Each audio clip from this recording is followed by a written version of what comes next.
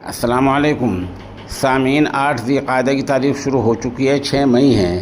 خبر کا عنوان ہے طالب علم سپرد خاک، انا للہ و انا الیہ راجعون۔ آپ کو پتہ ہے کہ آج صبح مظاہر علوم سہارنپور میں عربی جماعت میں زیر تعلیم طالب علم حفیظ الاسلام کا انتقال ہو گیا تھا۔ حفیظ الاسلام بنگال کے 24 پرگنہ کے رہنے والے تھے، جن کی عمر 20-22 سال بتائی جا رہی ہے۔ نماز جنازہ مظاہر علوم کے نائب ناظم مولانا جعفر صاحب نے پڑھائی ہے۔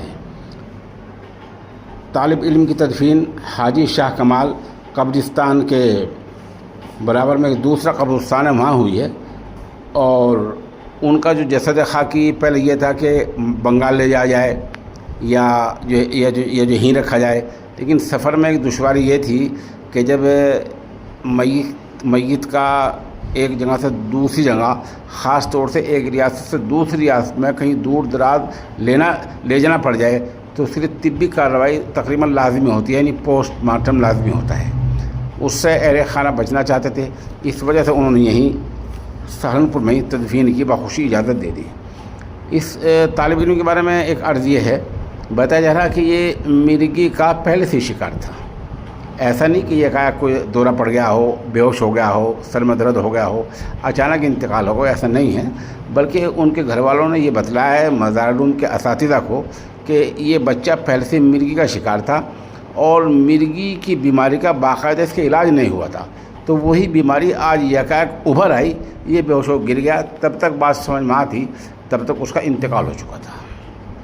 بہرحال انتقال ہوا ہے، علم سیکھتے سیکھتے انتقال ہوا ہے، وفات ہوئی ہے، علم سیکھتے سیکھتے وفات ہوئی ہے۔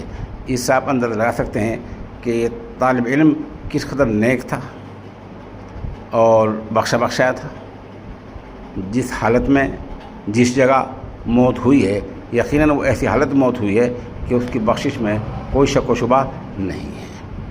آپ تمام حضرات سے مرحوم کی مغفرت، درجات کی بلندی اور پسماندگان کے لیے صبر جمیل کی دعا کی درخواست کی جاتی ہے۔ ہم اس خبر کے بیچ میں مکمل ایک ویڈیو پیش کر رہے ہیں جس سے آپ کو اندازہ ہو جائے گا کہ ماحول کیا تھا، کن حالات میں اس کو دفن کیا گیا ہے، کس طرح وہاں لوگ جمع ہوئے ہیں۔